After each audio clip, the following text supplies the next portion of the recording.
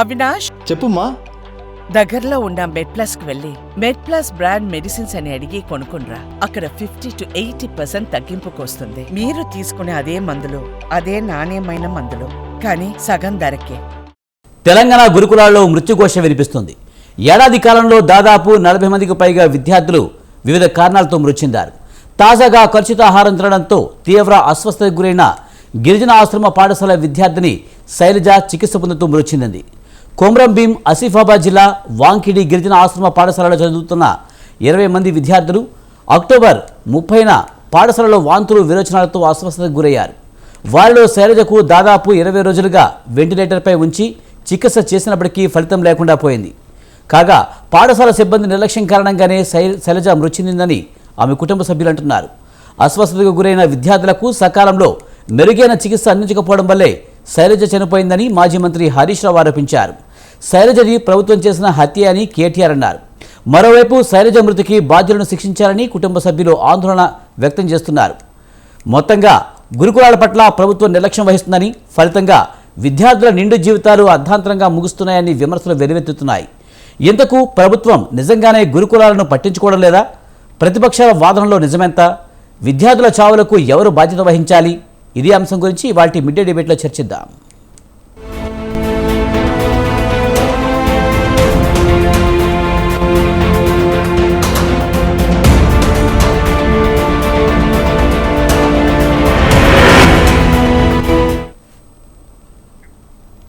వాంకిడి గురుకులంలో ఫుడ్ పాయిజన్తో నిమ్స్లో చికిత్స పొందుతున్న శైలజ మృతితో విపక్షాలు మండిపడుతున్నాయి. ఇది ముమ్మాటికి ప్రభుత్వ హత్యేనని, దాదాపుగా 48 మంది విద్యార్థులు కాంగ్రెస్ ప్రభుత్వం వచ్చిన తర్వాత మరణించారని విపక్షాలు ఆందోళన వ్యక్తం చేస్తున్నాయి. ఇది ఖచ్చితంగా ప్రభుత్వ నిర్లక్ష్యమే అంటున్నాయి. ఇదే అంశానికి సంబంధించి మనతో మాట్లాడేందుకు రెహమాన్ గారు, పొలిటికల్ అనలిస్ట్, అలాగే రామరెడ్డి గారు, బీజేపీ లీడర్, కె రాజ్మోహన్ గారు, కాంగ్రెస్ సీనియర్ లీడర్ మనతో ఉన్నారు. వారితో మాట్లాడదాం. ముందుగా రామ్మోహన్ గారు, నమస్తే అండి. నమస్తే అండి. సార్, వాంకిడి విద్యార్థిని శైలజ మృతి ప్రభుత్వ హత్య అని విపక్షాలు అంటున్నాయి. ప్రభుత్వం గురుకులాలపై శ్రద్ధ వహించడం లేదంటూ కూడా విపక్షాలు మండిపడుతున్న పరిస్థితి ఎలా చూడాలి?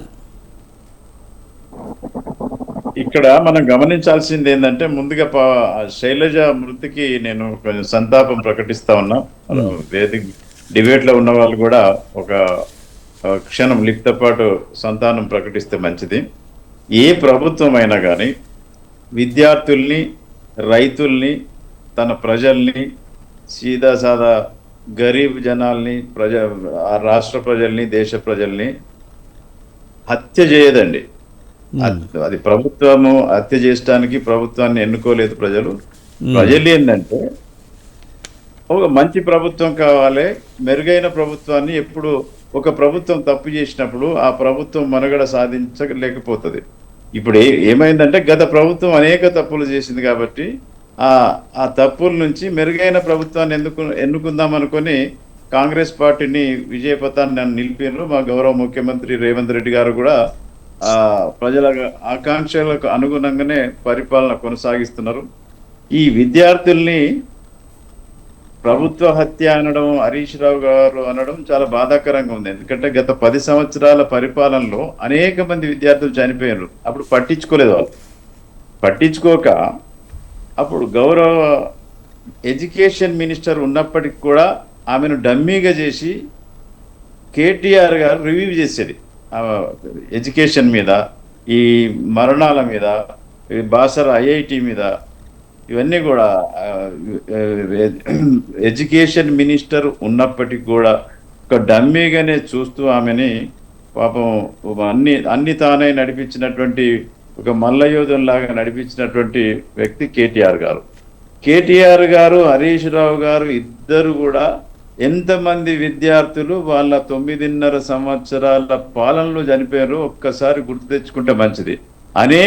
అనేక సార్లు విద్యార్థుల ఆందోళనలు, తల్లిదండ్రుల ఆందోళనలు, కర్ఫ్యూలు, లాఠీ చార్జీలు, 144 సెక్షన్లు విద్యా సంస్థల ముందు పెట్టి వాళ్ళు పబ్బం గడుపుకున్నటువంటి అనేక సమస్యలను మనం చూసినాం. ఇప్పుడు ప్రభుత్వం హత్య ఎందుకు చేస్తుందండి? మా గౌరవ ముఖ్యమంత్రి గారు కుల మతం లేనటువంటి ఒక రెసిడెన్షియల్ స్కూల్ కావాలా, కులాలుగా విడిపోయిన, మతాలుగా విడిపోయినటువంటి స్కూళ్ళను చూస్తున్నాము. ఒక మండలానికి ఒకటి మంచి అన్ని వసతులతోటి ఇంటర్నేషనల్ స్టాండర్డ్ లో ఒక స్కూల్ కావాలనే కొత్త పంతాలో ఒక భవిష్యత్ తరానికి భవిష్యత్ జనరేషన్స్ మంచిగా ఉండాలని చెప్పేసి ఈ మధ్య కాలంలోనే ఒక కానీ రాజమోహన్ గారు కేటీఆర్ మాట్లాడారు దాదాపుగా 11 నెలల్లో 48 మంది ప్రజలు చనిపోయారంటే ఇది ప్రభుత్వ నిర్లక్ష్యం కాదంటారా మరి? ప్రభుత్వ నిర్లక్ష్యము కాదనడం అవునడం కాదండి. కేటీఆర్ గారు వాళ్ళ ప్రభుత్వంలో ఎంతమంది విద్యార్థులు చచ్చిపోయారో గణాంకాలతో రావాలి. విద్యార్థులు చనిపోవడం అనేది ప్రతి ప్రభుత్వంలో ఉన్నది. కారణాలను వెతికి చూసి మాట్లాడాలి తప్పితే ప్రభుత్వ హత్యలే అని చెప్పి ఏదో గత ప్రభుత్వ హయాంలో ఎన్ని హత్యలు జరిగాయవన్నీ ఎన్ని ఆత్మహత్యలు జరిగాయని లేకపోతే ఎన్ని మరణాలు జరిగాయని తర్వాత చెప్దాం. కానీ ఇప్పుడు ఇక్కడే దాదాపుగా 1 year కూడా కాలేదు, 11 మంది చనిపోయారని చెప్తున్నారు, 48 మంది చనిపోయారని చెప్తున్నారు. మరి దీన్ని ఎలా మీరు డిఫెన్స్ చేసుకుంటారు? దాని మీద రీజన్ ఏందనేది మా గౌరవ ముఖ్యమంత్రి గారు తనే ఎడ్యుకేషన్ మినిస్టర్గా ఉన్నారు కాబట్టి ఇప్పుడు రేవంత్ రెడ్డి గారే దాని మీద ఒక కమిటీ వేస్తారు. దాని మీద నిజ నిర్ధారణ కమిటీ వేసి తెలుసుకొని దానికి తగినటువంటి. కానీ రాజమోహన్ గారు ఇప్పుడు ముఖ్యంగా ఈ శైలజ మరణం ఫుడ్ పాయిజన్ వల్ల జరిగింది అంటున్నారు. అంటే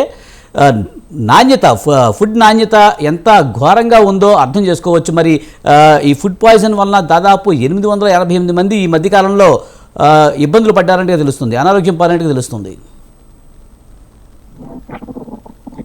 ఎంతమంది అనారోగ్యం ఒక ఫుడ్ తోటే వచ్చిందని ఎందుకు అనుకుంటారు?